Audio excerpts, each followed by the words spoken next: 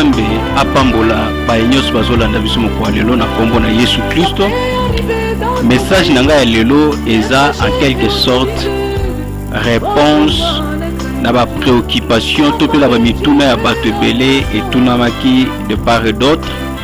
Alors na intitulé message nangai évangile taillé sur mesure. En fait, de façon globale na ko répondre na ba question belé to ba préoccupation ya bato belé, surtout ba oyo ba za vraiment na kati ya christianisme te to pe ba misu baza déjà na kati ya christianisme mais peut-être baza fatigué ba zo ba décision ya pas kenda sous ba église te baza peut-être déçu par peut-être telle ou telle autre chose salamaki na église to peut-être na musala nzambe moko to na mondimi moko. Alors il y a beaucoup de choses où il sali que batouana bazala lelo fatigué, bazala un peu déçu. Alors bazu ba décision ya mabe ya ko servir sous nzambe te to kende susu na ba bitonga ya nzambe te. Alors lelo na lingi au travers ya message ya lelo ko répondre un peu na ba préoccupation na nyonso na ba mituna misu etele o etuna maki plutôt de façon directe ou indirecte et comme la kibiso yango libondeli na ngai pe posa motema na ngeza ke nzambe vraiment a disposer yo afin que o eloko moko te na o tokoloba awa et échapper yo. Alors soki ekozala na batu oyo bakozala peut-être touché na maloba misusu ekoloba ma awa, en tout cas tokosengete babenga biso parce que na sepela ko bande makambo pour la lobete nous connaissons en partie et nous prophétisons en partie. Alors chacun de nous parle selon la mesure ya grâce oyo nzamba salié. Alors nzambe a sali songolu ya ko comprendre makambo un peu na sens mususu oyo peut-être bande ko na biso bazo comprendre na ndenge mona biso te, mais on est ouvert à tout le monde ou peut-être soka moni que nous sommes dans le faux à koki ko sungape biso par rapport à ba écriture afin que tozonga na nzela.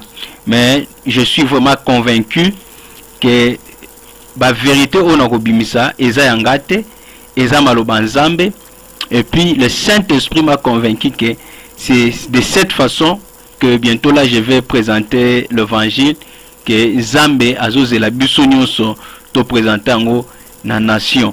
Alors vraiment na osenga na batu nyonso bazolanda biso bazala patient balanda message otina suka na yebi que il y a une portion o nzambe a préparé pour na yo.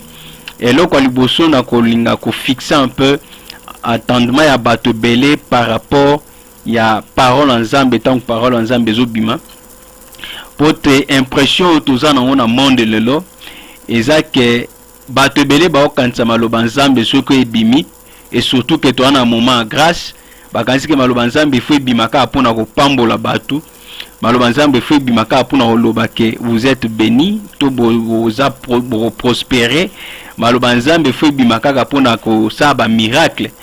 Alors que ce que tu tangi ba écriture toke na mukanda ya deuxième livre ya Paul et pas Timothée, to deuxième lettre ya Paul et pas Timothée, na chapitre 3 verset 16 et 17 Bible zoloba: toute écriture est inspirée de Dieu et utile pour enseigner, pour convaincre, pour corriger, pour instruire dans la justice, afin que l'homme de Dieu soit accompli et propre à toute bonne œuvre. Alors ma commis zoloba clairement que écriture nyonso, c'est-à-dire que mal commis oyo ya Bible eza inspiré, c'est-à-dire que eza produit ya inspiration ya nzambe pona ko corriger, pona ko enseigner, pona ko convaincre, afin que bana na nzambe ba koma na point ya kosala makambo nyonso esengeli bango kosala kolandisama na volonté ya nzambe. C'est-à-dire que maloba nzambe tango ebima objectif ali boso zo bimaka pona ko pambola nanu te. soko tali ata na histoire ya peuple ya Israël omona ke Nzambe azobimisa maloba pona ko instruire bana na ye pona ko pesa bango ba directive pe ko pesa bango ba instruction. C'est alors que omona comme conséquence si vous obéissez maintenant na ba parole nanga na ba ordonnance nanga na ba commandement nanga, conséquence ya obéissance et que ça là que vous allez béni, vous ça que vous prospérer et ça là que même ba étendu à terre na bino et vous allez vraiment élargi.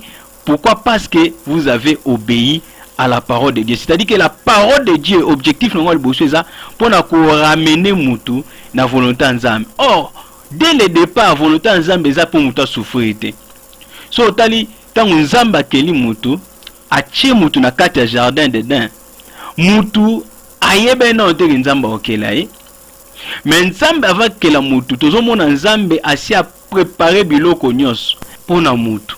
Donc il y a rien o nzamba ebe ke mutu auzanongo posa na mokili o nzambe a préparé kite.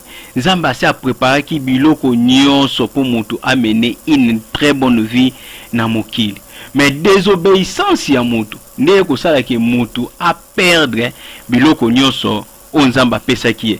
Maintenant yango nzambe toujours na bolingo na ye a préparé ki mena moyen moko oyo kosala ke mutu azonga na kati ya volonté ne ya départ to na kati ya situation na ye o azaki nango au départ ne nzamba kelaki nde voix wana nzamba créaki to benga yango la rédemption. C'est-à-dire que Christ falaki aya a payé prix oyo mutu moko te na mokila koka ko payer afin que a racheter mutu et puis a zongisa ye na kati ya volonté ya nzambe afin que mutu abanda ko jouir na ba biloko nyonso nzambe a préparé ki pona ye. En tout cas c'est un enseignement moko munene pona resenga soto zonga na début, mais c'était ça un peu pour que une idée générale ya ko comprendre que nzambe volonté na ezaka pour mutu à vivre vie malamu. Maintenant to zonga na kati ya évangile na biso netolobi awaki e parole nzambe mena tango ezo bima mukola lelo pona yo na pona ngandeko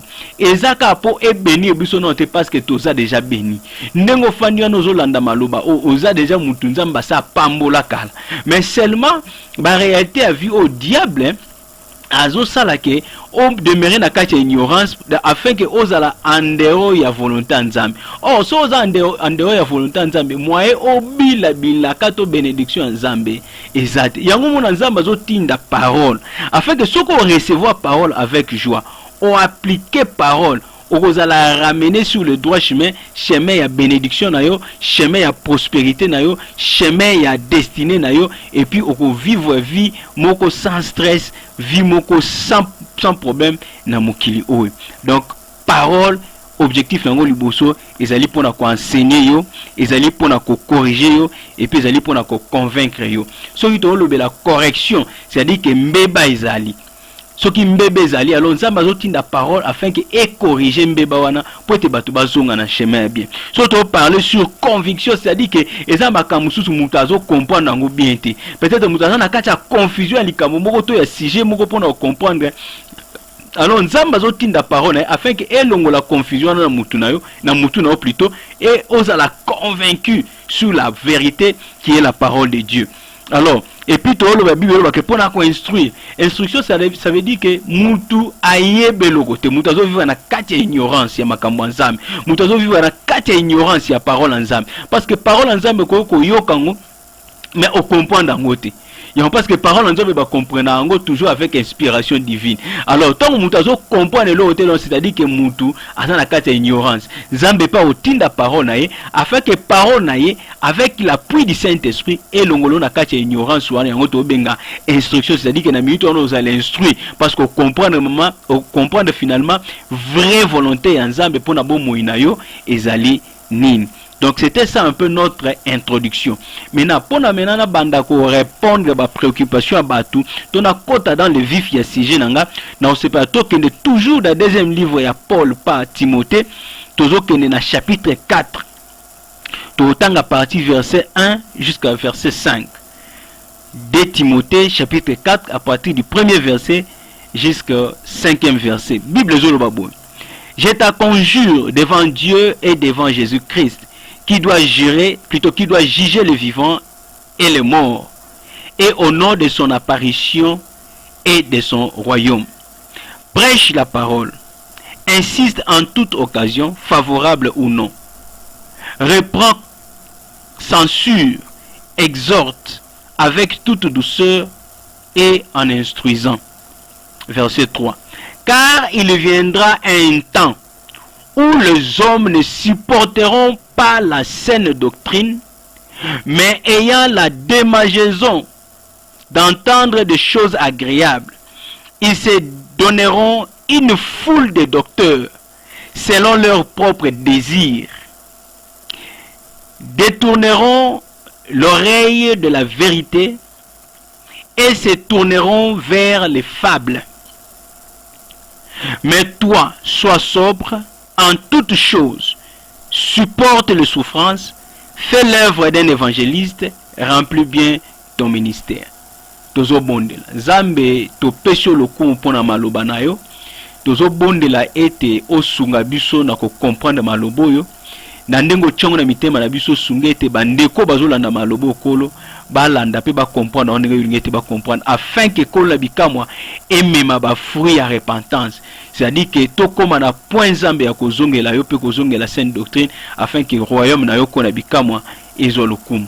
To pesho kembo pe masanjoli na kombo na Yesu Kristo to bonde pe tolobi amen. Bande konangai ya basi pe bande kwa mibali bino nyonso bozolanda partout ndenge na bandaki na introduction na ngana bete maloba Nzambe ezoya pona kosunga biso tozonga na kati ya volonté ya Nzambe, et puis na intitulaki sujet na ngai évangile taillé sur mesure. Alors bamiso bakomi tuna pourquoi évangile taillé sur mesure. Je crois que départ portion de l'écriture autour Kolanda nyosu mibale déjà tozo moi idée pourquoi tozo lobela sur sujet à évangile taillé sur mesure. D'abord il faut local boson olinga keto comprendre monde au place tozo vivre et un monde moko eza pollué, et un monde moko eza corrompu. Diable a avancé na niveau moko ya kosakana te au point que même babiloko oyo ezalaki mabe avant to bato bande ko zwango lokola mabe avant, mais lelo komi bilo mo komi normal.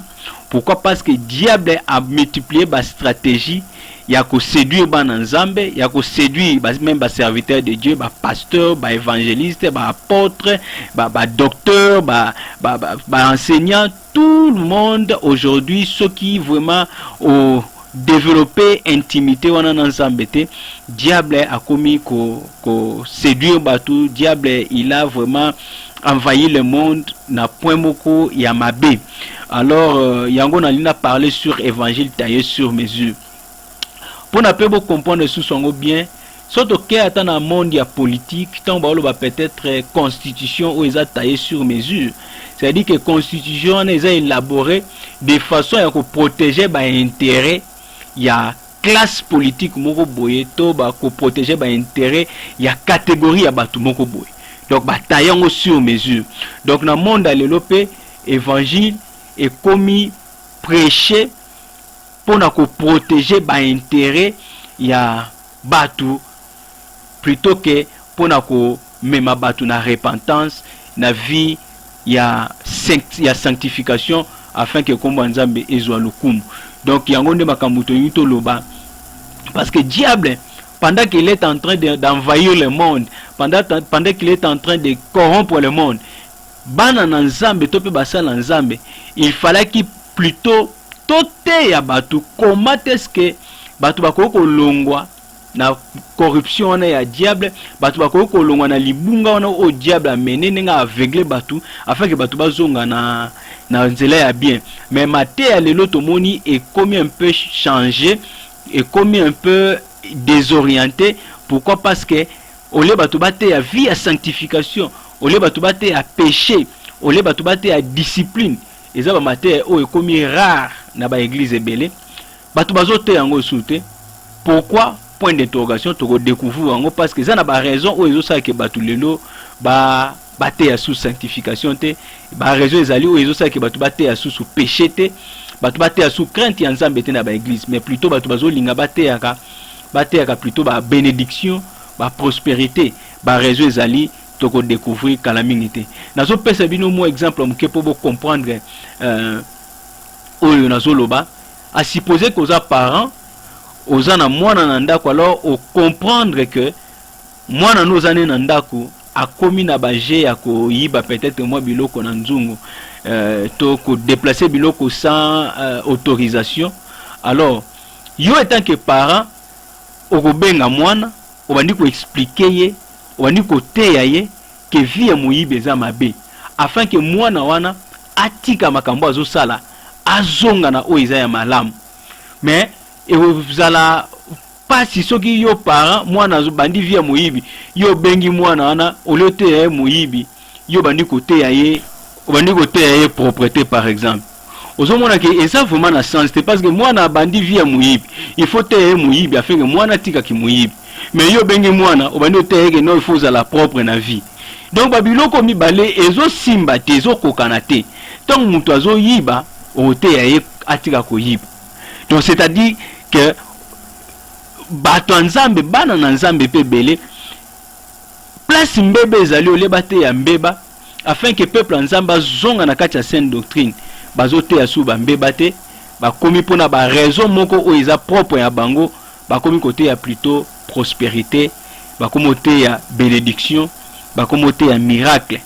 Alors nde biloko tonito solo la lelo vraiment raison liboso ozo sala o pe eza pe façon nazo répondre pe na mutuna moko pona nini lelo komi bongo. Alors réponse ezaka simple, eza que monde est komi envahi na système auto benga ya matérialisme. Donc ba matérialiste ba komi tellement belé, non pas seulement na mokili ninge toyebi, peut-être na monde politique to na ba société sika tozo vivre, mais idée oyo to sentiment oyo ekoti peti na église moko alelo.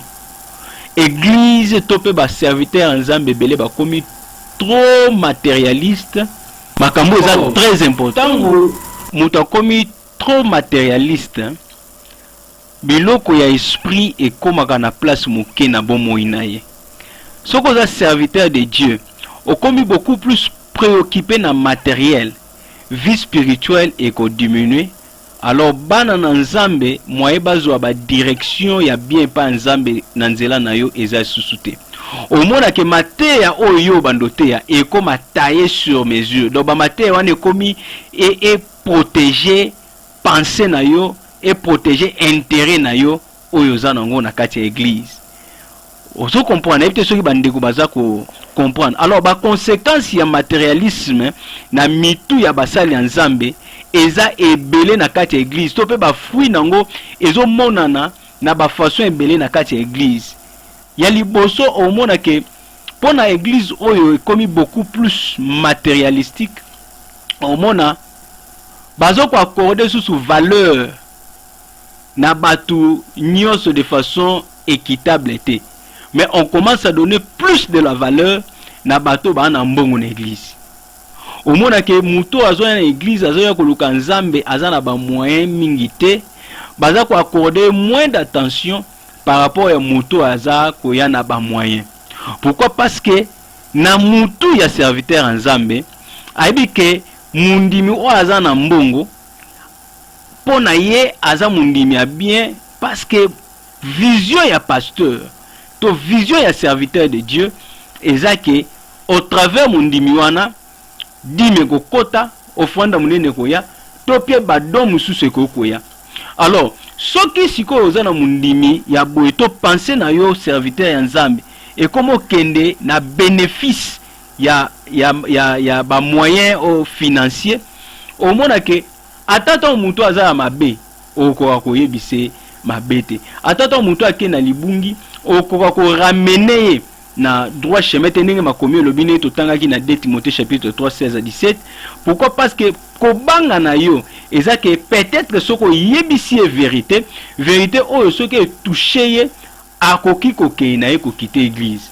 Alors maintenant pona peur wana au tailler maintenant matière sur mesure. Toke na okana ba matière à prospérité pour créer beaucoup plus sentiment to ba émotion ya ke muntu aya susu apesa plus. Donc awa na ka ozomona ke matière ezala tailler sur mesure. Pourquoi? Parce que sentiment ya matériel eleke belé na pensée ya musala nzambe. Alors basala nzambe et bongo plus to même peuple nzambe na crainte ya nzambe au lieu ya ko flatter bango pona ba bien na bango, au lieu ya ko flatter bango pona ba mbongo na bango. Parce que ceux qui tei mutu évangile de façon sincère et pure, au moins que évangile on a katinae et comme source ya bénédiction o yaza nango peut-être eza o nzambe eza nyoso te o nzambe abongisa pona bomoina, mais peut-être moi libungi waza nango o yozo banga koyebise yango ezo maintenir ye na standard ya vika esika azali wana moya progresser ezate à cause ya mutu moko nzamba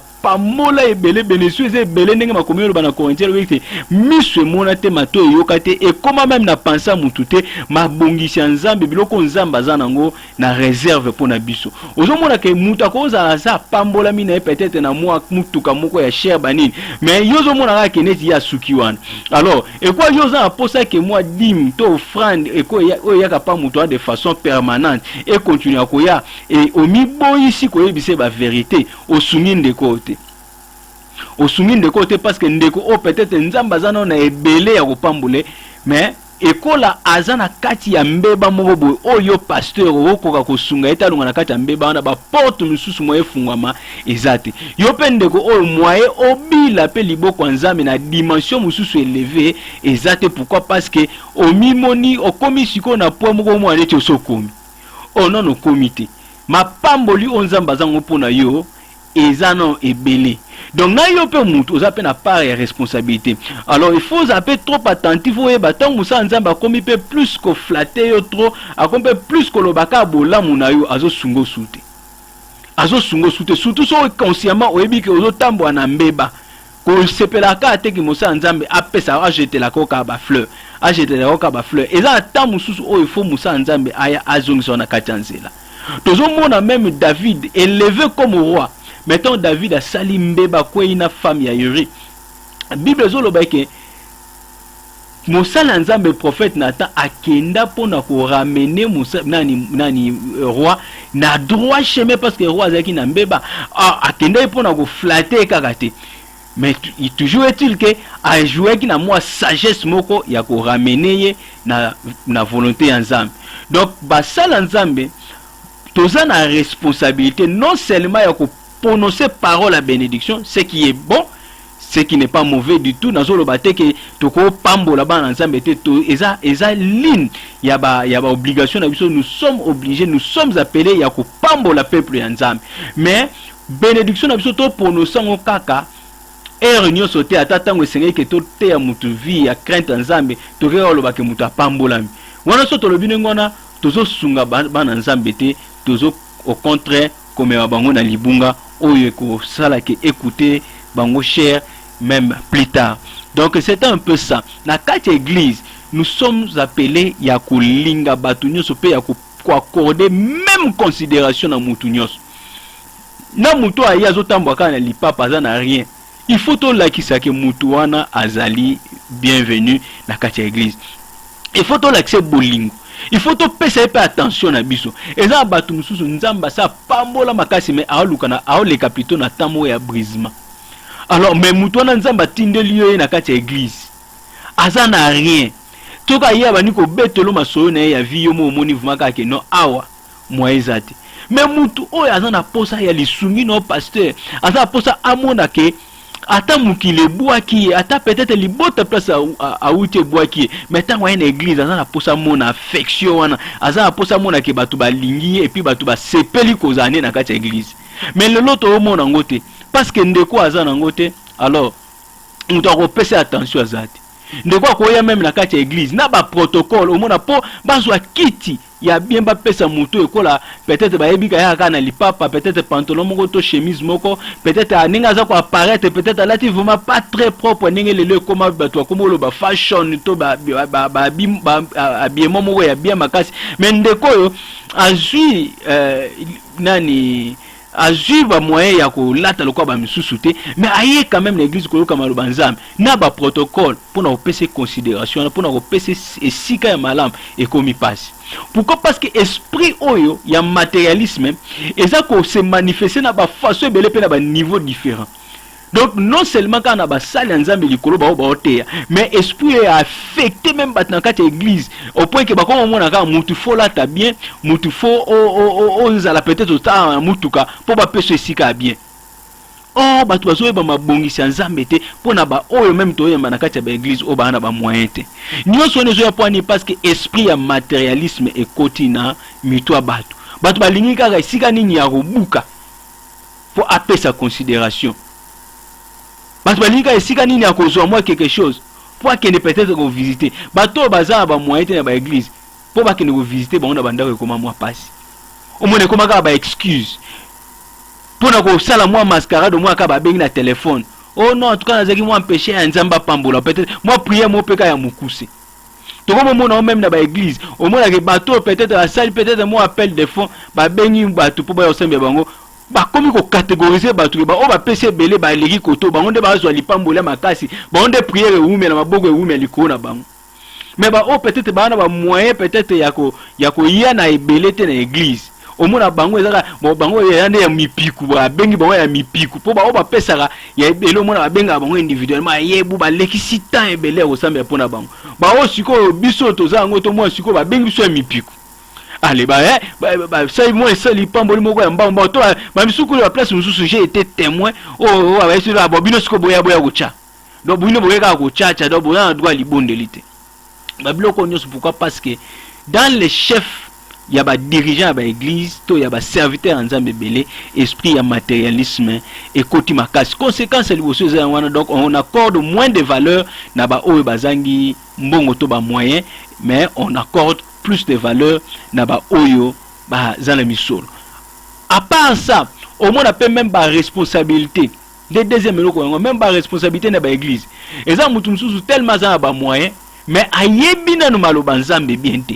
Azan expérience mo te na makambo nzambe, mais on lui donne de grandes responsabilités dans l'église au nom de son argent, au nom de son statut qui peut-être azan mutu ambongo, azan peut-être cadre dans la société, ba tu baza ko se permettre ko pesa ba responsabilité dans l'église au détriment ya ba o peut-être ba yebi makambo nzambe ba zan expérience makambo nzambe, mais moi ba pesa bango ba poste dans l'église ezate. Pourquoi? Parce que ba na ngote bande konanga est-ce que o tozo sela nzambe to tozo sela mukili.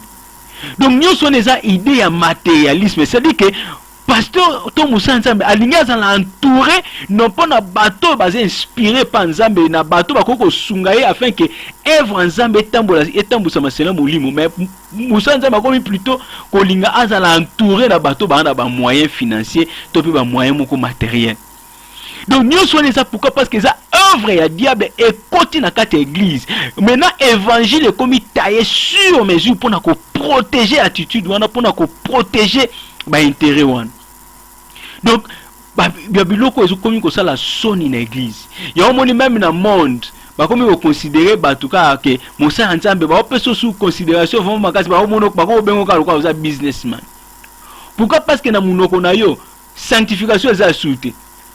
L'idée ya crainte ya nzambe za souté. Mingi ekomika mate ya business. Mingi ekomika mate ya prospérité. C'est-à-dire que batu pe na mokisi ko soko tangi makamu Paul olobela Timothée abike na mikolo suka batu babo ya sainte doctrine, parce que sainte babo ya sainte doctrine point, parce que sainte doctrine ezote ya batu crainte ya nzambe. Sainte doctrine ezote ya batu ko banga ya nzambe. Sainte doctrine ezo ramener batu na chemin ya nzambe, na volonté ya nzambe. Sainte doctrine ezo mema batu na vie ya sanctification. Alors batu ekola diable a kotisi misane na kati ya batu ba lingi su koyoka sainte doctrine te. Mena ba baluli matoi na bango koyoka ba fable, koyoka ba biloko eko sepesa bango. Oh, nous ne sommes pas appelés à koyebisa batu makambo e sepesa bango.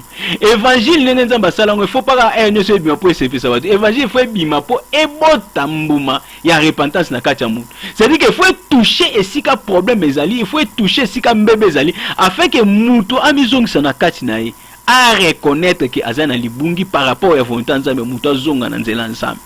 Alors so évangile komika ye batu aye ba seki ba sauter neza na église moto batu ba ye ba bini ba seki ba sauter ba kwei na se ale ba ye ba boaki mabonza na panier ale ba kenda ko mais loko moko changer na bomo na bango te l'exki to sa musala pam.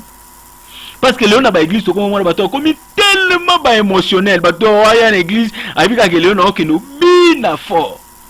Au moins même ba tout le monde même ba chante que na kati église zo azo kana donc le funa kamu na solo donc c'est dit que tant aya wana donc au bete la bino babilo mususu donc nzambe nanga sunga biso. Ozo ka batu mususu bazolo bakutu ke non musique uta na lola quoi musique uta na lola ali siko fo ba ni atango na nega mukili ni atelaka. Oh mais siko total eza makamsu na kati église bande ko na ngai pour comprendre que mutu eza ngo ba sentiment za Saint-Esprit te et sengeli ka te yoza na Saint-Esprit pour comprendre eza ba mususu so taleka façon zo bini ya église yo mo comprendre ka eza ba sentiment au moins mutu mususu na kati église bien costume mais tant nous le bando bête yo mo taleka frère obina man nzembo na esprit awera frère obina man nzembo na esprit ndombolo. C'est-à-dire que akana ba danse na emo boya obina muki mais tellement ça déjà na statut ya ki musala nzambe to frère moya bina ba pawana ezate ba kanda na nyoso yo suku sonde na église surtout na kita dimanche woto ka solo enyati ka bo medo ya bimisi ndo o sandika ke eza ngo ka cher donc bato boya esengeli to za na Saint-Esprit pour comprendre que eza cher o comprendre ngo pourquoi parce que eza œuvre ya diable eza déjà implanté na kati ya muki. Mais maintenant soki basala nzambe ba hotel mati po ba wanda ko corriger makambo na nzela maloba nzambe po ba teya bambeba oyo batu ba ko demeurer na kati ya perdiction batu ba ko demeurer na kati ya libungi wana et puis eza ke to sa musala mpunda to sa musala pam.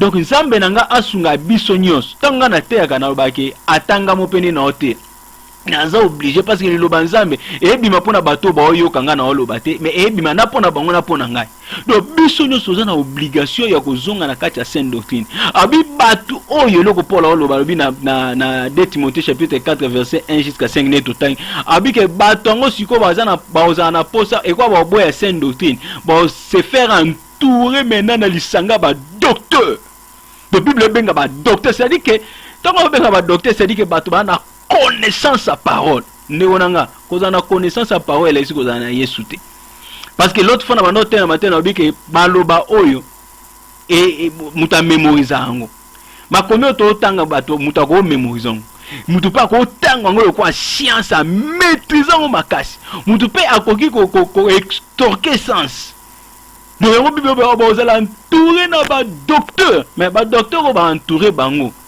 eza pona yebisa bango volonté nzambe te ba docteur ba entouré bon pona yebisa bango kaka makambo e sepesa bango alors makambo e sepesa bango nini côté ya bon lisumu te parce que so te bon lisumu ba sepate alors pasteur maintenant ataye maté à sur mesure à la docteur à sa connaissance à parole à sa la théologie mais école siko alingi bato ya mbongo oyo malgré bana mabe baki m'église te bazala kaka alors il faut luka nini on sepesa bango pour faut pas se pesa mato na bible ba ke ba okoma na démangezo ya mato donc c'est dit que mato na ba ngeyo ka ba fabe ko makabilo mo esa bango plaisir nous comprendre muto yo ana mbongo na yeme alingi ba te lisumu alors tant waye passer par et quoi yebi que no so na te lisumu awa so na te impudicité so na te prostitution a muto ko kima so na te muyibi a muto ko kima alors pasteur étant docteur mais abira na taye na maté à sur mesure na obeta prospérité alors tant on te prospérité et sepeli maté ya batu ba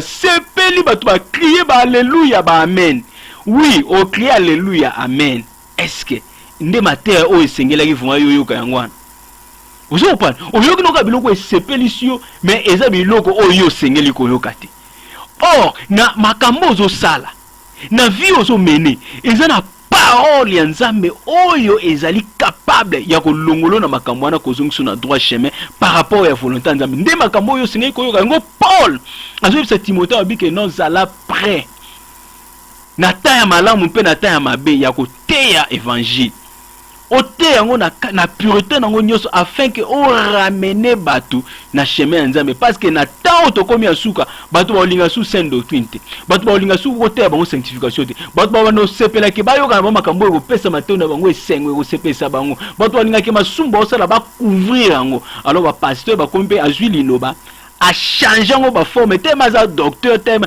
a ebindeni a changer forme a utiliser français qui toka a utiliser anglais qui toka a utiliser lingala qui toka na ndenge moko a pakulongo mafuta a chango couverture et bimaka akelo kwa mutu wana za malama alors que mutu wana za na mabe. Mais évangile toko tango sur mesure te évangile photo Dieu bisango ndenge nzamba ochongo na mitema biso afin que peuple nzambe azala sauvé.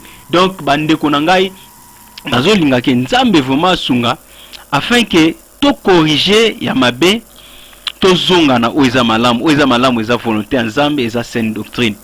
Ozomona tana ba église lelo omona mutu moko aza vraiment na problème ozo senga vraiment attention même ya groupe intercession na église to attention vraiment ya pasteur kolandela mutu wana vraiment malamu peut-être ko sunga mutu wana za na problème makasi ezo ronger mutu so bo pesi tana bino nyonso pona kolandela kana ye nzambe soka délivrer mutu nzambe soka biksi mutu yo bénédiction ko fungama na bomoi na ye et puis akoma bénédiction pe pona église esika zo sambela. Mais au moins que beaucoup qu'on néglige muto ti tant on se sentir vraiment qu'aza vraiment bienvenue dans l'église wana au moins que bo perdre âme.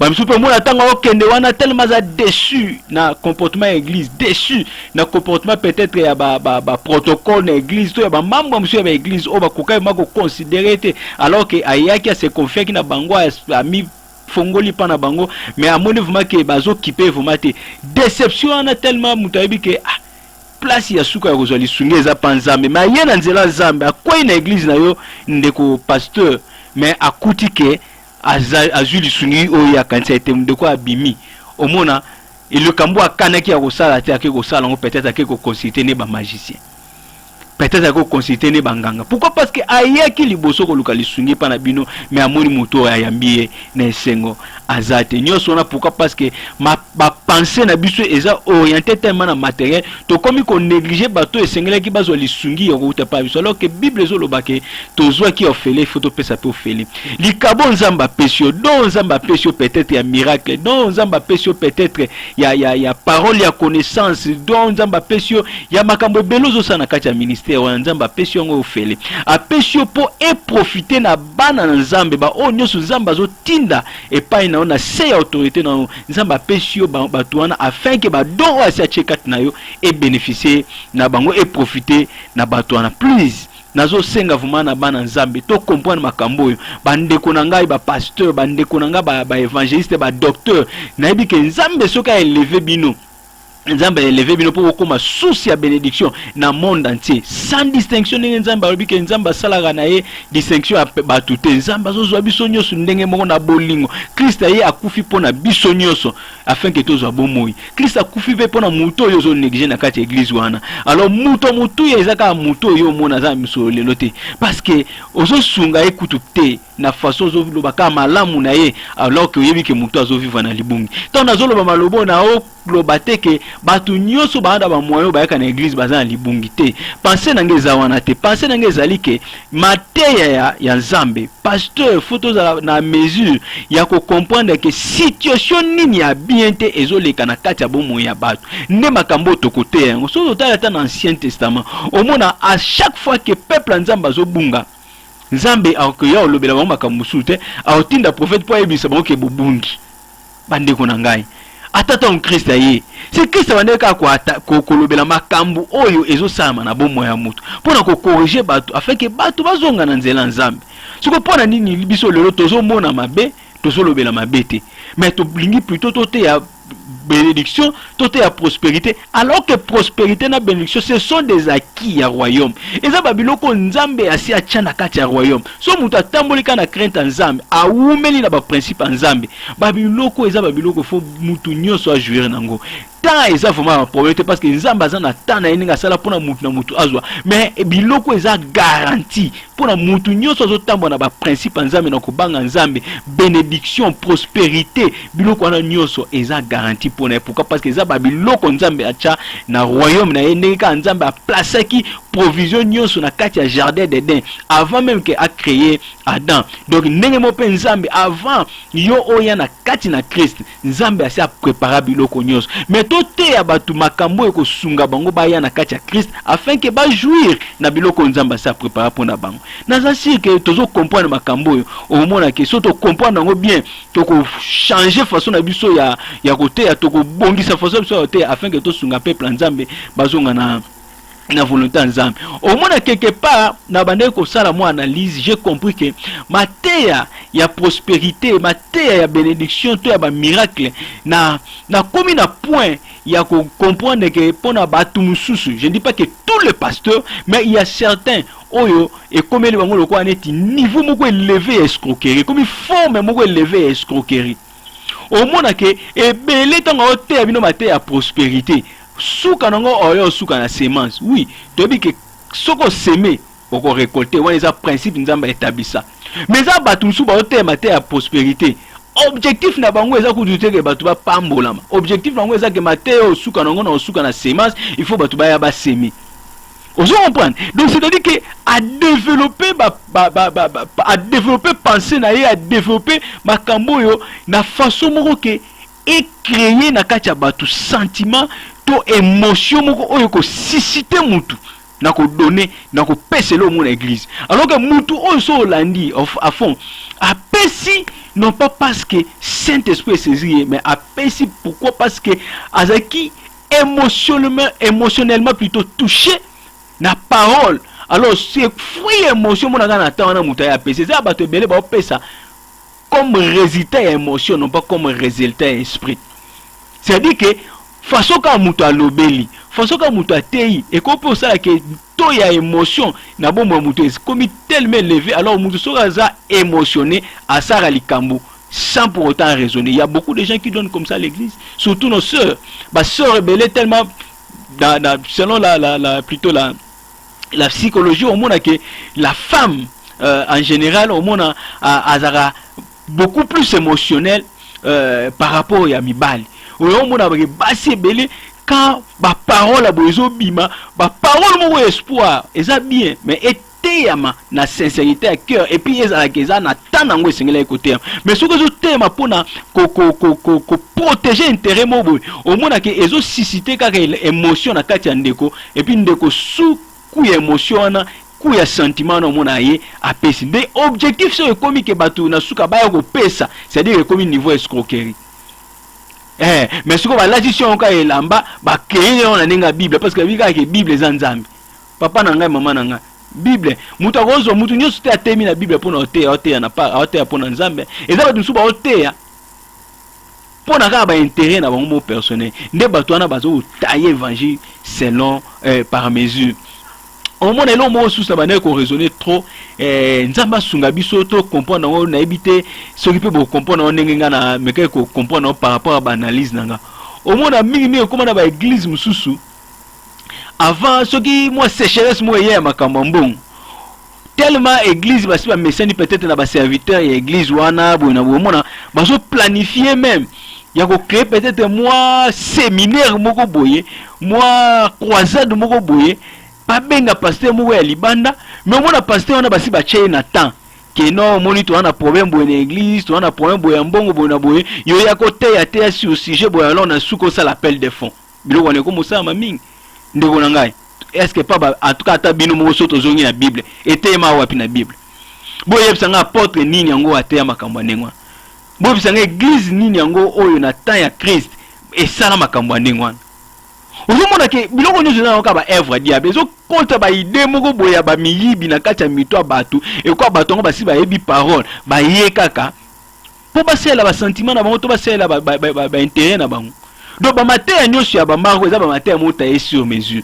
Donc on peut compter grand chose te na ba matin pourquoi parce oyo yo kian ba pe ba bikisa parce que nzambe so apambola pambola po batu ate po mutu ana teite nzambe ko saisir opportunité nyonso occasion nyonso circonstance nyonso pa pambola bana na ye mais matin ya stango etemi eza matin mo eza ta e sur mesure pour na protéger ba intérêt batu moko boy to pour na ko atteindre but moko boy eza nango ya nzambe te eza ka pona mutu ndi yango to etite likambo yo maté ya taillé sur mesure. Le bana nzambe belé tellement à défaut ya ko soit évangile pur o ya nzambe o mona ke ba komi na libungi makasi bana nzambe belé ba komo kende église ba olanda ka miracle Donc église aussi miracle ça maté pour bato azwa meza moi passe. Mais yo mo eskonde makambo ekoti pe escroquerie ekoti ba miyibi ba pasteur belé ba komi ko simba ba magie kokota ba grigri on comprendre pourquoi parce que ba na posa pe ba opérer miracle. Et quand on va passer dans un miracle et que batou ba na église car pour un miracle pour batou selon Timothée chapitre 2 Timothée chapitre 4 on dit que batou ba li biloko eko sepe ça ba. Si ko ko biloko ezo sepe ça ba te comme miracle alors pasteur pe aki on demande au simba ne ba kisi.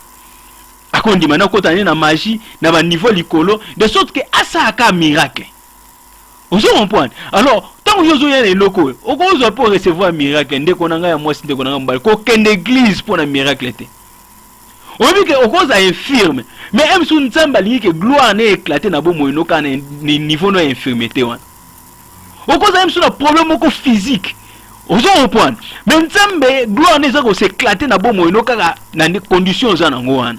C'est-à-dire que miracle, eza le moment malin parce que Jésus a opéré un miracle. Miracle est ma bête. Et puis eza l'air basin. Nous avons la Bible le bec. Basin eko accompagner ba ko croire na parole. Ba ko ça ba miracle. Ba ko imposer ma bonne ba malade ba obiki. Eza parole nzambe. Mais yo kana informer le monde ngonanga mwasi ngonanga mbali. Omoni ba miracle nyonso o esala mara. Ah.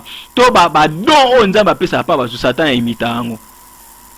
Satan a imité ango. Et lorsque Satan a imité, il y a des fruits, il y a esprit. Alléluia. Zamba pambola bisoto toyo kamalo. Et lorsque Satan a imité, il y a des fruits et esprit. Mais do il y a esprit, Satan a imité ango. Na ko expliquer bino. Ba fruits et esprit sont tangi na Galates chapitre 5 je crois. Au monde ba lo ba ke amour, la tempérance, la bonté. Ba blanc ne sont pas Satan a raté. Donc Satan ko imiter ba fruit esprit. Mais ba don de l'esprit de konanga moi de konanga ba Satan imita ango. Parler en langue Satan ko imita parler en langue. Eza batu musu na kati église. Donc parler en langue na yebo mukutu afonda ngo. Musu kutu to lo kuna non Satan. Mais yebo afonda. Ozo muto nga lo be langue eza ofondé. Peut-être ayeka ninga kuti peut-être mutu moko peut-être 3-4 personnes mo na kati église ba parler en langue pas tali ba nini bon. Boye pas créer aye. Ou soit peut-être monika ouvert na église azo lo balang teneni bongo wana we aya sika bonzamba visiter na peut-être na do ya parler langue ko lo balang au moins yemo pe ami créer le lo nai. Donc parler langue exact donc mais ça ba to pe ba créer ang. Diable pas ko inspirer mutu ko parler langue. Ko opérer miracle diable a ko inspirer mutu mudre ba ko pesa mutu pouvoir ya opérer miracle. Pour diable c'est la miracle.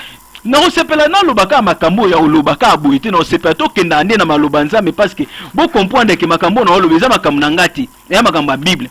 Alors objectif na ngati to lobe makambo eza ke to zonga na saine doctrine to te ya batu crainte nzambe to te ya batu sanctification to te ya batu péché de sorte que batu bazala na kobanga nzambe batu bazonga na kati ya volonté nzambe au moins ke bablo misuso ba ko mozwango atako basambelite.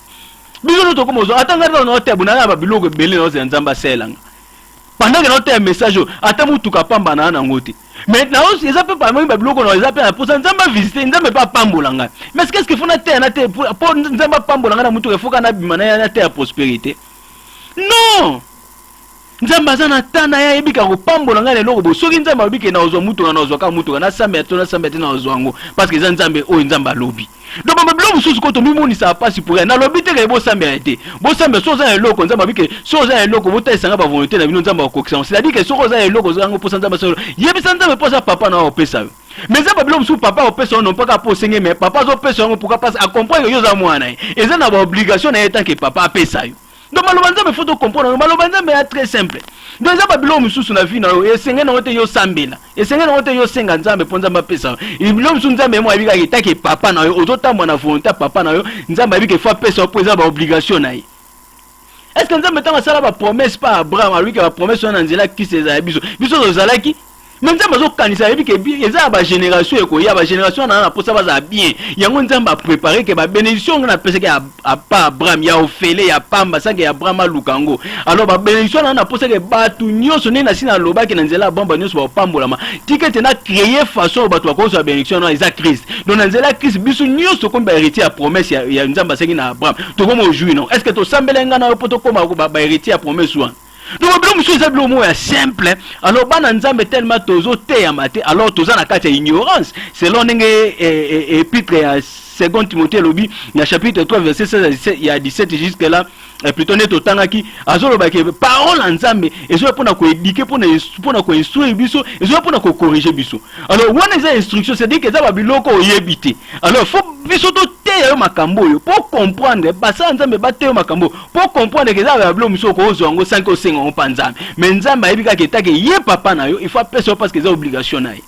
Mais nzambe lo nya zo se panoza ke otambola na kobanga na otambola na volonté na ye afin que au mona liboko na ye esala ba o esengeli ko sala na kata bomo no. Tozo kende biso nyos na kanda ya 2 Corinthiens chapitre 11. Tozo funga buku ya nzambe na 2 Corinthiens chapitre 11 parce que la limite que makambo ebima wana singa mna olobango makambo na za posa nzamba za ko utiliser munongo na ngaka lokola nani canal ya ko transmettre ngo pana me malobo eza nzambe. 2 Corinthiens chapitre 11 verset 12 à 15 makomé lo bibo na tangi na kombo na Yesu Kristo. Mais j'agis et j'agirai de la sorte pour ôter ce prétexte à ceux qui cherchent un prétexte, afin qu'ils soient trouvés tels que nous dans les choses dont ils se glorifient. Verset 13. Ces hommes-là sont de faux apôtres, des ouvriers trompeurs, déguisés en apôtres de Christ. Et cela n'est pas étonnant, puisque Satan lui-même se déguise en ange de lumière. Est-ce que tu comprends ma cambo? Bible zobake ezana batu oyo baza bango ba prophète a soloté, bana bango ba apôtre a soloté, bana bango ba sa nzamba soloté, mais ba se déguiser kaka. Ba se déguiser kaka ba ko ba apôtre Christ, mais ba bango ba Christ. Alors pour se déguiser au point que babi maloko ba apôtre Christ, faut ba yana komba Christ. Il faut ba utiliser Bible. Mais oyeba bango na misana bango, oyeba bango na façon baza ko interpréter ba écriture. Donc c'est simple. Nous avons ce bateau na connaissance pourquoi parce que ça ba recherche beaucoup approfondie afin que ba convaincre bateau parce que ba convaincre bateau selon par rapport à l'éloquence na bango, par rapport à connaissance na bango, non pas par rapport au Saint-Esprit. Parce que biso attends hôtel pour muto za convaincre on dit makambo na holoba. Il faut que le Saint-Esprit convaincre. C'est pas que son a gangi ton na lobi malembe ndio za convaincu. Nga na autre pesa ko na présenter par l'évangile. Tozotanga makomi onzamba sunga yo okepe otanga ngona pale nanda ku plutôt. Alors tango otanga Saint-Esprit ne convaincre sur les vrais. Mais ce qu'on batu mususu oyo bazana bango ba apôtre ya Christ ya soloté mais ba se déguiser ka ba lati apparence ba roya peka na ba parole ko ba santu ba roya peka na parole ya nzambe mais bazo déguiser bazo se déguiser bazo extorquer sens ya parole afin que ba protéger ba intérêt na bango ba tailler évangile sur mesure pour na ko maintenir peuple ya nzambe na kati ya aveuglement ko maintenir bango na kati ya boumbu ya Satan. Donc makambo il faut to comprendre nango makasi. Eza lelo yo ba maté musuzo te ya o mona eza pour maintenir batu vraiment na kati ya peur. Ndeko na ngai. O maintenir batu na kati ya peur point. O une psychologie pour na ko contrôler mutu bien, pour na contrôler vie mutu bien faut maintenir na peur. Donc eza ba maté musuzo lelo mona ba ote ya yo, eza ka pour o banga peut-être non nzamba la kisingelo moko boye, elo moko boye makasi zo ya peut-être yo moko mabe zo na libota na yo, bona nyoso na maté na zo te ma point. Mutaza na kati ya kobanga makasi. Alors na kati ya peur wana au moins est-ce que musanza makomo contrôler vie à mutu comme quoi vie n'est privée. Donc so ebi c'est ça là a sali a. Ça là b a sali b pourquoi parce que à ce manque plutôt peur na kati ya ndeko ya mwasi, à ce manque peur na kati ya ndeko ya mobali afin que a contrôler vie na et pour ça ebi c'est que pesa oya o pesa. Ça là oya go sala pourquoi parce que mutu akomi ko vivre na kati ya peur. Peur wana utu peut-être c'est faux prophétie. Peut-être des fausse vision. Une fausse vision plutôt. C'est-à-dire que à mon idée le moté. Mais quand la zone intérêt moko songola na kati ndeko oyo. Allez, abete le mobo. Tant abete muto loko mobo. Allez, muto ane quoi déjà ça dit que o eza pasteur, o eza prophète, o eza apôtre. Alors, muto na comme na moi peur mobo. Mais na makamo muto ane so yamba ngupana parce que muto na mba penser na était mazane innocent. Mais à ça comme ko vivre na peur moko par rapport à la vision to prophétie ayokaki à se confier plus que pas Moussa Nzamba al Moussa Nzamba a commis ko travailler nani vina ya comme dans sera c'est ça là bois ça au moins muto comme même na point pour yo ka conseil ba tout ce comme il passe pourquoi parce que va maintenir une peur c'est un élément psychologique on a eu parce que si tu veux contrôler la vie de quelqu'un il faut maintenir la personne dans la peur. Nous sommes comme vivre dans la peur. Alors, comment se confier facilement à Mouto à Monica pour porter l'Isungi. Alors, quand la Mouto a créé peur, et là, mon seul ensemble, pour avoir intérêt personnel, pour avoir contrôler via Mouto, Mouto se confier, alors, venez comme contrôler les mois. Venez comme contrôler les mois. Babien est comme contrôler les mois. Pour Mouto, moi, c'est quand tu es à comme déjà contrôler, va continuer dans la cage. Donc, il y a un biloko oyo, oyo, baza vraiment, basa l'ensemble, à solité, bah, c'est déguisé, kaka, bah, y a apparence, il y a ba chrétien, mais baza ba chrétien, bah, y a apparence, il y a ba porte Christ, mais ba porte Christ, bah, au sala moussala, il y a tata la bango, parce que dans la version, elle a dit, dans verset 15 sautant peut sauter autant dans la 2 Corinthiens chapitre 11 verset 12 sautant verset 15 babi que ezama kama okama te pourquoi parce que diable est moko le Satan a se déguisé dans ange à lumière donc ce qui diable a se déguisé dans ange à lumière là tu apparence ya ange à lumière a combien plus forte raison batuner donc azape na batuner o a se placer na mokili o ba se déguiser pe ba mi commissaire le quoi ba prophète ba mi commissaire le quoi ba apôtre ba mi commissaire le quoi ba docteur ba enseignant ba évangéliste mais bazo sala musala ya tata na bango diable. Mais dans la église, pourquoi parce que on a connaissance, pourquoi parce que on utilise la Bible. Mais saine doctrine, oh, nous avons besoin de poser sur terre et au terre abisso le soum et au terre abisso ma baigno sur tout le monde dans la carte société place de vivre. Ma baigno sur tout le monde dans la carte église. Il faut tout exposer tout le Nicolas mais afin que peuple Nzambe a la vertu et puis peuple Nzambe a son volonté Nzambe. Tikete Nzambe nangai apambola makambo nyoso tozoloba o parce que eza vraiment pour intérêt na bino bandeko eza pour intérêt na biso nyoso ya ko comprendre que volonté Nzambe eza ke toye maloba na ye eza ke toizonga na nzela na ye nzela Nzambe eza nzela malamu o nyoso Nzambe a préparer pour na yo muta ko longolango azate mais maloba Nzambe e ko ramener yo na chemin o e ko conduire yo jusqu'à ce que ozwa makambo Nzambe a préparer pour na yo eza kwa Nzambe a préparer li pamboli munene na mabele ya kana pour na Israël. Mais peuple Israël pour comment na kana il fallait qu'elle nanzelo Nzamba bande comme mai. Ce qui peuple Israël a décidé que azwanzela oya yemoko akoka comme na kana te. Ndeko nanga Nzambe azana lipamboli, Nzamba azana prospérité oyo asia préparer pour na yo. Azana vie ya malamu a préparer pour na yo. Mais azana nzela vie na pour na okomango ezana nzela. Nzela ngo pour komango ezaka maloba Nzambe. Maloba Nzambe eza malobo ezote ya crainte ya Nzambe eza malobo ezote ba commandement Nzambe eza malobo ezote ya lisumu c'est-à-dire que vie ya lisumu et koma ko dominer yote yo o dominer lisumu na maloba Nzambe o Nzambe azolona na kati na yo nde komona liboko Nzambe na bomoi na yo donc mateya so ekomi taillé sur mesure et ko aider lisusu bana na Nzambe te bana Nzambe ba ozala maintenu na kati ya vie ya ignorance wana mutazo créango eza diable oya sa che batu na na kati mokili oyo pona ko dérouter batu na volonté Nzambe to pona ko maintenir batu na kati aveuglement pe na kati ya ignorance makambo eza très important to yebango ndeko na ngai to ya pa Nzambe non pas pona ba bien matériel to ya pa Nzambe pona ko luka ba miracle te to ya pa Nzambe pona ko luka Nzambe na bosolo Nzamba ko pesa yo oyo ozango parce que koloba ke diable akoko imiter ba don spirituel mais akoko imiter ba fruit spiritualité même dans la prophétie au diable aza batu oyo akoko pesa parole mo ya connaissance mutu pa betio likambo a betio liloba yo vo moni makende yango mais inspiration za ngo Nzambe te ezo sama lelo be inspiration za ngo Nzambe te ayebi sio vraiment likambo moni makende yango nde sama na famille mais za Nzambe te banganga pe basala biloko wana ba magicien basala biloko wana. Pourquoi? Parce que diable a quoi imiter Babylone kwana facilement. Maintenant il y a quoi imiter Babylone kwana objectif n'est pas pour na ko séduire ba Nzambe objectif n'est pour na ko dégoûter ba Nzambe la volonté Nzambe. C'est-à-dire que peuple Nzambe to ko ba no kenda église te pour na ba bien matériel to ko kenda église te pour na miracle te. Mais to kende église pour na ko yoka maloba Nzambe parce que maloba Nzambe za na pouvoir ya ko délivrer bo moyo na biso maloba Nzambe za na pouvoir ya ko éduquer biso ya ko instruire biso ya ko ramener biso na volonté Nzambe o so to za volonté Nzambe to ko bila kanyo so Nzambe prophétie eza bien tito na loba na zo bandela ngo très bien prophétie eza bien eza bato bazo pesa prophétie uti pa Nzambe eza na bato oyo ba ko te yo maloba uti pa Nzambe eza na bato ba ko opérer ba miracle o ezali donc ça la puissance ya Saint-Esprit. Mais batu wana na moya lelo bandeko na ngai biloko wana ekomi muke.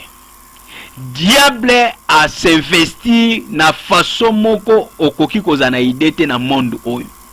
Misala ya diable ekoti na niveau moko ya kosakana te na mukili oyo. Omona même na ba autorité ya bamboka ba koti na misala diable s'infiltrer au point que tout le monde a encore ba konzi ba mboka ebele a ba koti na kati ya ba magie. Alors tant déjà likolo to autorité o eza établi afin que diriger peuple mobimane ya ba pays eza déjà corrompu na makambo ya diable. Résultat nango ezani na kati ya société. Résultat nango ezani na kati ya société. Yango mona zaka moko ya bato na encourager ba sala ya nzambe ya solo ba sa politique. Naza contre bato waloba ke non makamba politique eta bakamba nzambe te non soto tangi même dans l'Ancien Testament au mona ke pouvoir politique ezalaki mais pouvoir politique avant basa likam bande ko se référer toujours na pouvoir religieux c'est-à-dire que ba okende pas basa la nzambe po bazo ba directive pa nzambe c'est-à-dire que bana nzambe nde biso ne fallait to pesa ba directive to pesa exemple comment mukili faut etambola.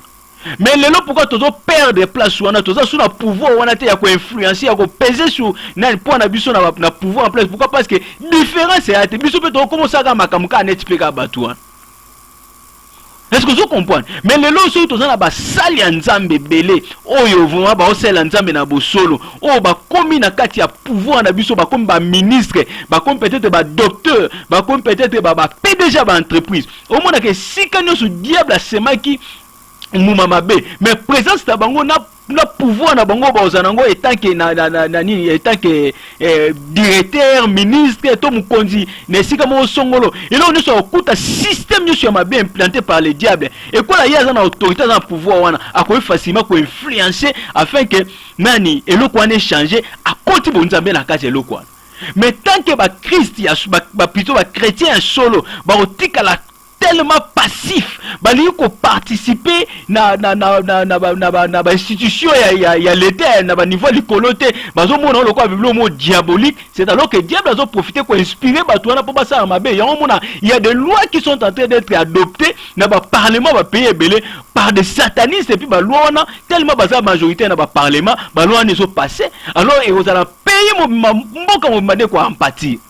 Donc, de ceux qui encouragent les hommes de Dieu, on va vraiment digne de ce nom. Il y a que ba kota na ba institution wana ya l'État afin que ba peser na poa na bango pour na ko influencer en bien makambo belé ozo le katozo déplorer lelo na nia bato. Mais bato wana nde tozo luka afin que non seulement na ba église bazala partout pour na ko teya évangile pur pour na ko lakisa exemple ya solo ya bonzambe. Nazo pes exemple moi muke na que ça j'ai dit ça en passant et ça bande ko belé ba soki opportunité ba sela nzambe belé ba soki opportunité ya kuta même na président de la République Joseph Kabila. Il est vrai qu'on est beaucoup de gens les condamnent. Mais maintenant question na ngezali, on peut question na yo pour poser la basel nzambo bazo occasion ya okuta. Quelles sont les propositions on va même la chef à l'état? On va dire que chef de l'état peut-être dans ça mabe, ba proposition ni ba même la ba proposition ni ba même la na sens ya que échanger et même plus moko na vie ya bato. Au moins que tellement tellement matérialiste donc que kuna bazo penser plus na ba poche na bango que eloko ni ne obimakuna eloko ni na bénéficier kuna moi musunya bien bimakuna afin que ça donc c'est dit que comme écoute tout déjà ka ba confirmer rendez-vous na donc pour na azola souti de fois kuta ka ba nini parce que makansino c'est que moi mbongo ebimakuna moi enveloppe ezana. Donc na makamkuti ya biebo ko mema kitake ko bozo opportunité okuta musa plutôt na mokonza mboka ya ko les propositions moko ya elo moko ko bénéficier na peuple bako ko sa ngote bazali ebele na mboka na biso buyebi pe bango est-ce que boko benga bango to lelo ba bible kata ba television ba biso tala na neboye na ngonga boye to memela ki mokonza mboka proposition boye est-ce que zali so que ba memela biso. Mais bazo ko opportunité on a pourquoi parce que ba koma pe ba matérialiste tant que na autant intérêt na liboso autant na ka osomba jeep autant na ka osomba Mercedes autant na ka osomba ndako alors muto aboy tant que makanisi nyo so ekende na eloko akozwa et plutôt que amener ma proposition bien au chef de l'état akoka pe ko sala pona esunga mboka Ça, j'ai dit ça en passé, j'ai dit parenthèse na fongole pour nous comprendre que ceux qui batu ba commis plus préoccupés na mbongo pour évangile ya sur le terme et comme passe. Et comme passe bandeko nanga et comme passe. Alors nzamba sunga biso tozonga na saine doctrine, to sala peto loba makambo et sengé na biso koloba. Non pas to loba makambo na osepesa ka bato. Po bato abeta biso belé. To pona o gagner nombre ba fidèles bien église. Parce que ba fidèles ba comme ya mimi pona miracle. Pour un miracle, dans le qui ont déjà pour un miracle, parce que miracle, non, ce miracle, les alliés des places qui n'allent pas passer, peut pas comme aventurier.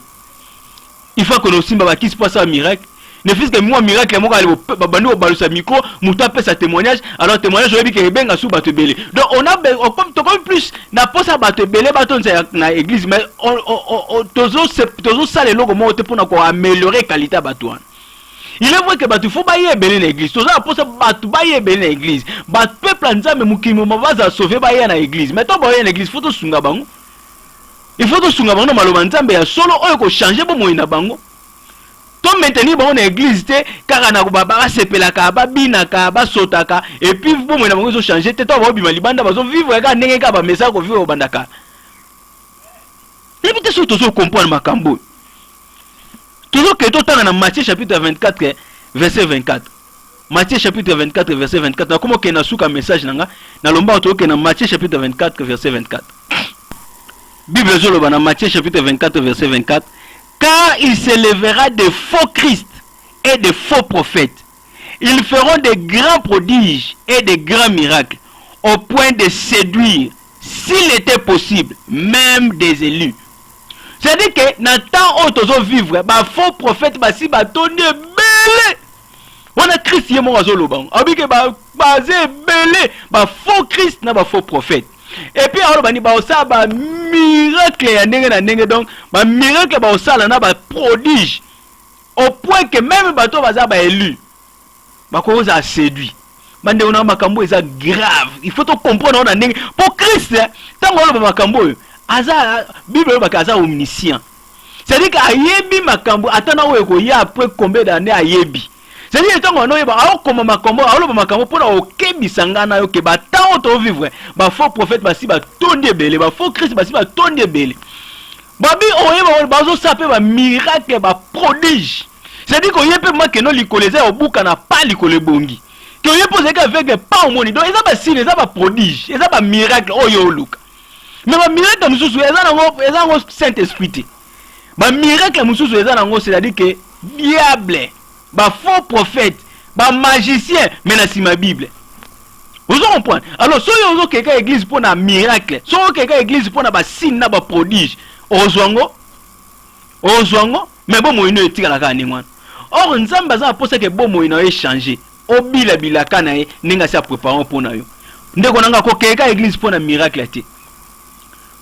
Pour quelqu'un église pour un miracle ati. Ata to zonga non vraiment bandeko nanga to comprendre no makambo.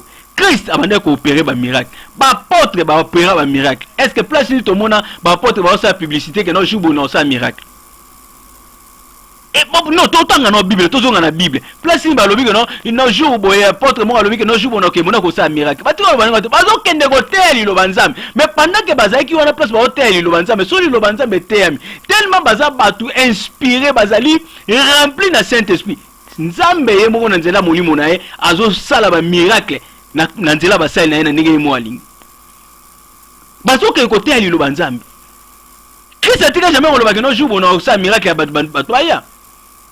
Mais bato yebi que place yo sur Christ azali kwa za mwana nzambe place yo so azali so okei oyo ki liloba po liloba eloko ezali ndeko nanga ba tromper ote soko zo sala nzambe na bosolo nzambe aza capable soki vi na yo bongisi yo na nzambe nzambe a capable ataka ndenge ola na mbeto na yo moko sambeli nzambe oyo kayo Bible zo ba que tant Christ a kufi temple na nini rideau ya temple kataniki ko uta likoloti na se.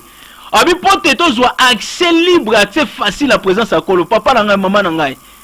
Nzamba sa fungola Yesu sa fungola nzela accès za vraiment libre. Yo face à face vraiment na nzambe. Oyebi sie posa mutema na nzamba okoksion ataka na kata chambre na yo. Ataka na bureau na place ozaliwa. Soko zo kama loba nzambe oyo. Tala mutu aza extra ko le kwa za te yo za extra parce que za Christ na kati. atoza pasteur était soki o sale la volonté nzambe soko zongi na kati ya saine doctrine oza extra muto comme so extra Christ na kati na yo muto comme so extra Christ na kati na do soki o mi pesi pa nzambe o luki nzambe na bosolo ozo sa volonté nzambe ndenge makomi lobi o boyi kolanda nzela nzambe ka pona miracle nzambe a capable de visiter ataka na buto lelo prière nanga na minute na zolo babu na za posa batu nyoso baza ulinga kozwa décision ya oluka elongi nzambe simba liboko na mutema chali boko na likwa mutema na senga nzambe bana osamba na kati na yebisa nzambe sunganga na eba maloba na opena landa o na intérêt matériel te to na intérêt ya mbongo te parce que o eza matériel za mbongo nzambe sa préparer pour na yo puis mutu akoko arracher na maboko no azate parce que nzambe asa préparer pour na yo problème nzambe azaka na posa kozonga na nzela bien banda osamba yebisa nzambe na lingi osunganga na eba maloba na opena tambo na obanga yo na tambo na nzela na yo afin que na bila ba promesse na yo ne nazoloba boy mutu nyoso asache liboko ne na mutema pona oyoka message oyo pona kosambe ya nzambe na nga na lola a visiter yo nzambe na nga na lola a pambola yo nzambe na nga a convaincre nzambe na nga a corriger nzambe na nga a ramener sur le droit chemin afin que o nyoso a préparer pona yo ozongo na kombo na ngoya na Yesu Kristo nazo sambela pe na minute pendant que na loba bino bato oyoka nga soko za mwana na nzambe ozo sambela nzambe na bosolo osalaka quelque part prière na nga na mukolo lelo eza pona yo ete nzambe apeso promotion na musala nzambe comme so PDG nzambe comme so directeur nzambe comme so ministre parce que na yebi que soko zo sela nzambe na bosolo eko komi na poste wana o peser na poids na yo afin que o influencer en bien monde eza tout autour na société place ozo vivre bato ba comprendre wana za musala nzambe ya solo alors ba oyoka yo par rapport na position oyo nzambe acheyo nzambe apesa yo élévation wana nzambe apambola yo nazo bondela pe pona bandeko nyonso basala nzambe ona lingi mingi ba pasteur ba évêque songa lelo nazo teya eza parce que ba pasteur bateya ngai eza parce que ba apôtre bateya ngai eza parce que na yoka ba prophète nzambe na ngai apambola bino nzambe na ngai eleva bino pamba te nzambe na ngai eleva bino parce que ayebi ke na nzela na bino monde entier reposa e opambolama na maloba na bino monde entier opambolama mais nzamba sunga bino bandeko na ngai ba pasteur ba évangéliste ba évêque ba diacre bino nyonso batu o bozo diriger peuple nzambe nzamba sunga bino soki libunga ezalaki soki eza na ba mateya oyo ekomaki taillé sur mesure mpona ko protéger ba intérêt quelconque nzamba sunga bino tozonga na saine doctrine tote ya batu crainte nzambe parce que moment tozo vivre diable a s'implanté na niveau moko incroyable na niveau moko ya élevé même na kati ya technologie diable a komi ko utiliser même technologie mpona ko séduire ba milliers et des milliers de personnes par jour. Alors eza temps oyo tokoki ko dépenser yango pamba te na makambo prospérité eza temps oyo faut toteya bana na nzambe ko banga nzambe parce que obanga nzambe eza suti batu ba osambele belé batu tokele ba église belé mais ko banga ya nzambe eza suti. Alors c'est le moment ya oteya batu crainte ya nzambe, c'est le moment ya oteya batu sanctification parce que soki muto azongi na vie ya ko banga nzambe bénédiction prospérité eza garantie. Soko tengi na Ancien Testament nzamba oloba ke soki bo obéir maloba na ngai botala oyo kolanda donc oyo landa kaka après obéissance ya maloba nzambe ezaka makambo malamu oyo ndeko na ngai mwasi na ndeko na ngai mbalo zoluka obéissance yango Bible oloba ke obéissance vaut mieux que le sacrifice. Soko oye koli ko obéir nzambe ko tosa mibe kwa nzambe oyo kolanda ezaka bonheur oyo kolanda ezaka ya bien parce que comme otambola selon matambo ya Christ matambo ya Christ et comme moka na gloire et comme na élévation nzamba pambola bino mingi na sepeli na temps nzamba sepela qui était tout partager ensemble et ça makambo ebele musu to koloba mais pona lelo o nzamba tchakina mitema na biso yangwana nzamba pambola bino mingi bino ba ebanso bo landi biso na message ya biso ya lelo évangile taillé sur mesure to laxi comment évangile zo za taillé sur mesure et ça pour nous protéger ba intérêt mo boye mais tozo senga été zamba sunga biso afin que tozonga na saine doctrine parce que saine doctrine ya on déjà voie ya bénédiction et prospérité au biso nyos tozo luka et ça qui mosali na nzambe oyo mingi bayebi misupe bayebi te kombo na ngezali frère JC Maboshi Bope bao bana posa ko contacter biso peut-être koyoka biso lisusu na mbala peut-être que na ba tonga na bino to na ba église na bino to pe ko tuna mutuna moko bozana ngo boko contacter biso na 0027 78 257 39 38. Nazo bandela pour na bateau bazali banda ya Afrique du Sud, parce que pour le moment toza na Afrique du Sud. So nzamba sungi toko yape na Congo lokola ko partager malobanza mena bande ko mususu pe baza kuna, mais ba o ba sepa ko contacter biso ndenge na ba te ko loba bientôt là.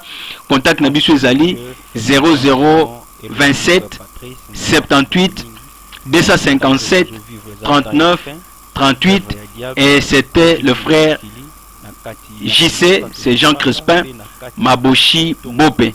Nzambe nangai apambola bino. Shalom. Ça, vraiment attention pour accueillir les bungate. Une fois encore, Nzambe apambola.